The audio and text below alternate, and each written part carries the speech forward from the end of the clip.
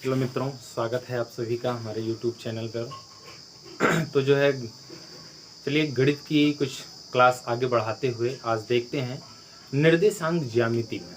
अच्छा 10 का एक टॉपिक है निर्देशांक ज्यामिति। तो इसमें क्या क्या पढ़ना होगा ये चीज़ देखते हैं, ठीक है। देखिए, निर्देशांक ज्यामिति,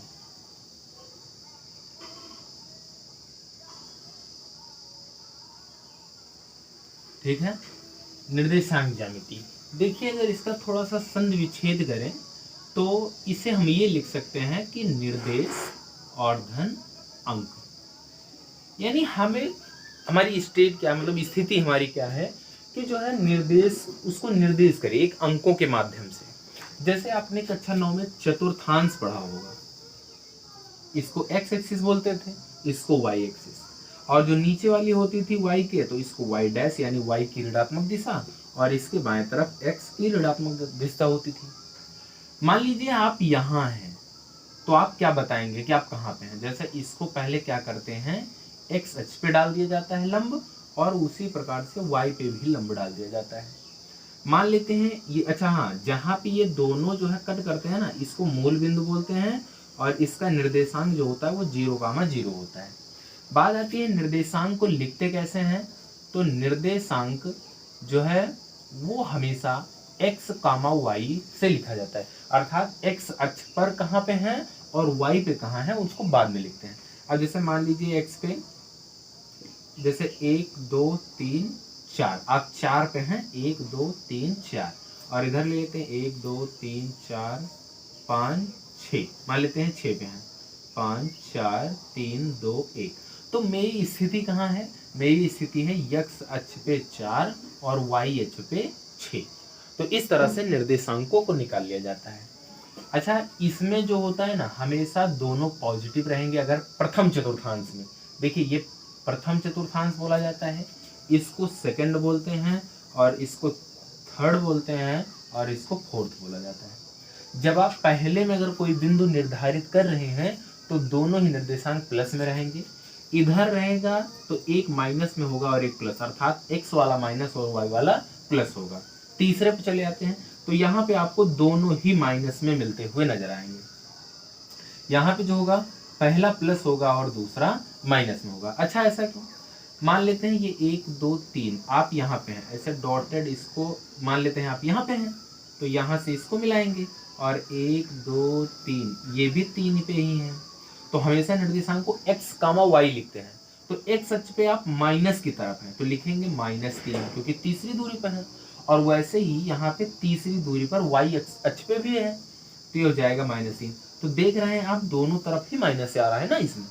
तो इस तरह से निर्देशांकों को दिखा देते हैं। ये तो रहा बेसिक 9th का, इतना 9th में पढ़ा जा चुका है। अब बात आती है कि हमें 10th में क्या पढ़ना है। ये जो है क्लास 10th के लिए बनाया जा रहा है, क्लास 10th, ठीक है ना। तो ये रही बेसिक सी बात, इसकी थोड़ी सी जो है आप स्क्रीनशॉट ले लीजिएगा। इसमें आगे हमें क्या पढ़ना है ये चीज हम देखते हैं। अब देखिए यहाँ पे निर्देशांक जो है, इसमें हमें मेनली ये पढ़ना है कि जैसे मान लीजिए ये मेरी मूल बिंदु है, जैसे आप कहते हैं कि हमें यहां से वहां जाना है, तो ये मूल बिंदु है, ये आपका y एक्सिस है, ये x एक्सिस है। मान लीजिए आप इस चतुर्थांश में यहां से यहां तक जाना चाहते हैं, ठीक है ना। तो इन दोनों बिंदुओं के बीच की दूरी आप निकालेंगे कैसे, मेनली हमें यही पढ़ना है कि दो बिंदुओं के बीच की दूरी, हमें दो बिंदु दिए रहेंगे कि एक बिंदु यहाँ है और एक बिंदु यहाँ है, तो दोनों बिंदुओं के बीच की दूरी होगी कितनी। तो देखिए क्या करना होगा आपको, सबसे पहले इसको जो है लंबवत यहाँ मिला दीजिए, और इसको इस पर लंबवत मिला दीजिए। उसी प्रकार से इसको लंबवत इस पे मिलाएंगे, और इसको लंबवत किस पे मिला देंगे, इस पे मिला देंगे। अच्छा, ये है x एक्सिस, ये है y एक्सिस, ठीक है ना। अच्छा, ये हम पढ़ क्या रहे हैं, दो बिंदुओं के बीच की दूरी, दो बिंदुओं के बीच की दूरी, बीच की दूरी निकालना, या के लिए सूत्र ऐसा बोल सकते हैं, निकालना। तो यही चीज हम निकालेंगे। अच्छा, हम अच्छा ये मूल बिंदु है तो इसको ओरिजिन पॉइंट O से लिखते हैं और इसका निर्देशांक 0,0 होता है। इस पॉइंट का नाम O है। यहां से आप x अक्ष की तरफ चले हैं तो इस पॉइंट को क्या लेते हैं, x1 ले लिया जाता है। देखिए यहां से ऐसे दूरी को दिखा देते हैं। यहां से यहां तक कितना है, x1 है, और यहां से लेकर के यहां तक की दूरी कितनी है, वो x2 है। ठीक है, इस पॉइंट को हम A नाम देते हैं। चलिए A नहीं देते, इसको P नाम देते हैं, इसको Q, इसको R नाम देते हैं और इसको S नाम देते हैं। अब देखिए इधर आप जो पहला पॉइंट है इसमें क्या करते हैं, यहां तक की दूरी को आप y1 कंसीडर कर लीजिए, और जो है यहाँ पे यहां से लेकर के यहां तक की दूरी क्या होगी, ये y2 हम कंसीडर कर लेते हैं। ठीक है ना, ध्यान से सुनिएगा। आप क्या करते हैं, इन दोनों बिंदुओं के बीच की दूरी निकालनी है तो इनको हम मिला देते हैं। इस पॉइंट का नाम हम A देते हैं और इस पॉइंट का नाम B देते हैं। वैसे ही इनको भी मिला लीजिए और इनको भी मिला लीजिए। इस पॉइंट का एक नया नाम आप C दे सकते हैं। देखिए यहाँ पे यहां से यहां तक की दूरी x2 है, यहां से यहां तक की x1 है, तो यहां से यहां तक की दूरी कितनी हो जाएगी, ये x2 माइनस x1 हो जाएगा। ठीक, और वैसे ही यहां तक y1 है और यहां तक y2 है पूरा, तो इतनी दूरी कितनी हो जाएगी, ये y2 माइनस y1 हो जाएगी, क्योंकि y2 है, y1 को घटा देंगे तो इतना बचेगा। अच्छा, इसी के समांतर ये है, तो जितना ये होगा उतना ही ये होगा, तो y2 माइनस y1 हो जाएगा। और इसी के रिस्पेक्ट में ये इसके समांतर है, तो A से C तक की दूरी कितनी हो जाएगी, x2 माइनस x1 हो जाएगा। यहां तक आप समझ पाए? ठीक है। अच्छा, A का निर्देशांक क्या होगा बताइए। देखिए A बिंदु का जो निर्देशांक होगा, आप x1 पे हैं तो ये हो जाएगा x1, और इधर कितने हैं, y1 पे, तो ये हो जाएगा y1। तो इसका निर्देशांक क्या है, x1 y1।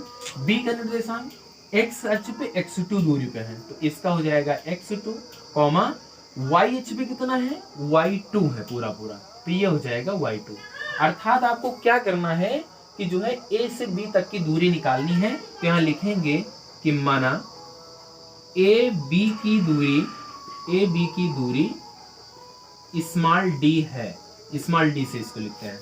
तो यहाँ पे आप लिखेंगे कि त्रिभुज ABC में अब देखते हैं इसमें जो है सब लंबवत ही खींचे जाते हैं, तो ये कोण कितना बनेगा, 90 अंश का बनेगा।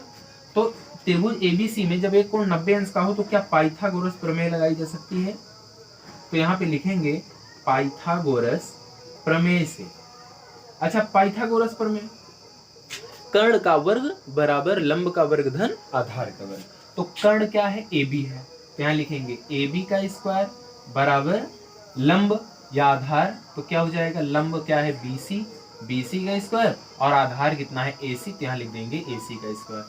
अच्छा, AB को भी मान लिया है आपने D है, तो यहाँ लिख देंगे D स्क्वायर बराबर BC क्या है, BC कितना है, y2 माइनस y1 है, तो y2 माइनस y1 ये हो जाएगा इसका स्क्वायर, प्लस में AC कितना है, A से C तक, ये है x2 माइनस x1 का होल स्क्वायर। अच्छा, यहाँ से अगर आप D निकालेंगे तो वर्ग का पक्षांतर वर्गमूल हो जाता है, तो ये हो जाएगा अंडर रूट, ये हो जाएगा y2 माइनस y1। देखिए यहाँ से हम इरेज करके यहाँ पे अच्छे से लिख देते हैं। यहाँ पे क्या हो जाएगा, ये हो जाएगा d बराबर अंडर रूट, वर्ग का पक्षांतर वर्गमूल हो जाएगा, यहाँ पे लिखेंगे y2 माइनस y1 का स्क्वायर, और प्लस में ये हो जाएगा x2 माइनस x1 का होल स्क्वायर। और इसी फार्मूले की सहायता से जो है दो बिंदुओं के बीच की दूरी की गणना की जाती है। तो ये रहा इसका डेरिवेशन, एक प्रकार से डेरिवेशन कह सकते हैं, ये डेरिवेशन है, निगमन से हिंदी में निगमन बोला जाता है, कि आपने फार्मूले को प्राप्त किया कि इस फार्मूले की सहायता से, जैसे हमें एक पॉइंट दे दिया गया 1,2 और एक पॉइंट दे दिया गया 4,5, तो अब ये बताइए कि इन दोनों बिंदुओं के बीच की दूरी कितनी है। अब जैसे 1 पॉइंट दर्शाएंगे, 1.2 मान लीजिए यहाँ आ गया, और 4.5 दर्शाएंगे यहाँ कहीं आ गया, तो इन दोनों के बीच की दूरी कितनी है, मेनली यही इसमें फाइंड करना होता है। ठीक है ना। अब जो है इसमें का एक सवाल हम आपको लगा के दिखाते हैं, और इसी के बेस पे आपको करना है, इसका स्क्रीनशॉट ले लीजिएगा, यही पूरा इसका निगमन है। ठीक है। अब जो है यहाँ पे दो बिंदुओं को हम ले लेते हैं। जैसे एक बिंदु हमारे पास ये लिया गया कि जो है क्वेश्चन है कि बिंदु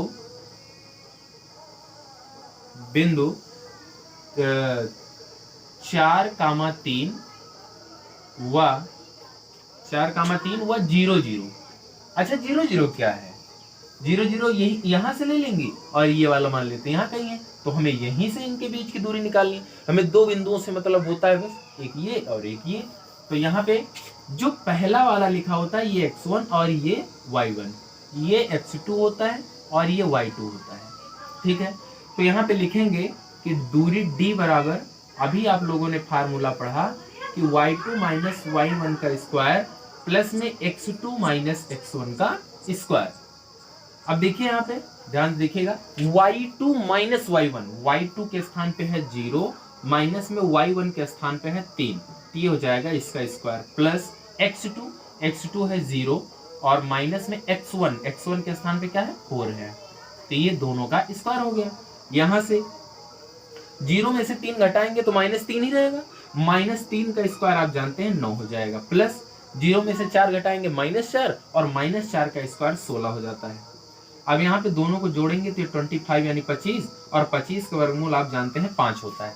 अच्छा वर्गमूल से जब वैल्यू आती है तो प्लस माइनस आता है, लेकिन आप जानते हैं दूरी कभी ऋणात्मक नहीं होती है, तो इसे जो है पॉजिटिव ही कंसीडर किया जाएगा, अर्थात 5। अच्छा दूरी है तो मात्रक होगा, लेकिन यहाँ पे बिंदुओं में ये थोड़ी ना बताया गया कि मीटर में दिए हैं या किलोमीटर या सेंटीमीटर। अगर ऐसा बोला गया होता तो हम लिख देते इतना मीटर या इतना सेंटीमीटर, तो कुछ ना दिया हो तो यहाँ पे लिखते हैं इतना मात्रक, जो भी मात्रक होगा वो मात्रक यहाँ पे रख दिया जाएगा। ठीक है ना, तो जो है बिंदुओं के बीच की दूरी इसी प्रकार से निकालते हैं। यहाँ पे कुछ अलग अलग हो सकता है, वो उसमें भी 4-5 हो सकता है, तो दोनों को घटा करके जो भी आएगा मान वो लिख दिया जाता है। इसके आगे जो भी होगा या क्वेश्चन या जो है जो थ्योरी में आप होता क्या है, विभाजन है। जैसे मान लीजिए ये एक रेखा है, इसको ऐसा तोड़ना है कि ये 2 पार्ट में हो जाए, ये 1 पार्ट में हो जाए, ऐसा मतलब भिन्न भिन्न पार्टों में तोड़ना होता है, जिसे रेखाखंड का जो है अंतः विभाजन बोलते हैं। तो इसको हम अगली वीडियो में पढ़ेंगे, तब तक आप लोग इसको पढ़िए। मिलते हैं अगली वीडियो में, तब तक के लिए जय हिंद।